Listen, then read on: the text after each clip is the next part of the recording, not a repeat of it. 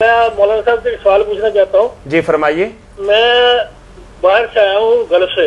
13 तारीख को वहाँ पहला रोजा था। हाँ जी ठीक है। मैं इत्काफ पर बैठना चाहूँ तो कौन सी डेट से बैठूंगा? क्योंकि अगर मैं 20 तारीख को बैठता हूँ तो मेरे 9 दिन होते हैं।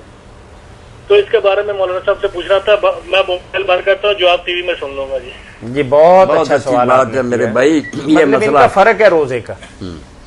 मतलब हम 16वीं में है, ये 17वीं में है। अल्लाह। तो कह रहे हैं कि मैं इत्काफ किस हिसाब से बैठूंगा, जबकि आपके यहाँ जब 20 होगी तो उस दिन मोहतरम का 21वां रोजा होगा।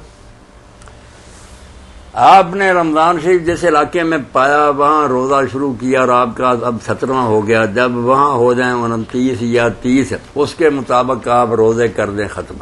हमारे अगर 30वां राम उस दिन रोजा रखें, आपके 31 हो जाएं तो आप रोजा नहीं रखें। जहाँ से स्टार्ट किया था ना, आपने उसको ही मानना। मगर आप यहाँ हैं, आप इसलिए एतकाफ और ईद जो है ये हमारे साथ करनी है।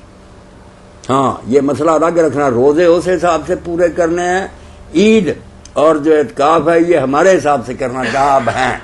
ये सीधी बात है। उलमा बहुत उलझन मैंने देखा, कुछ लिखता कुछ।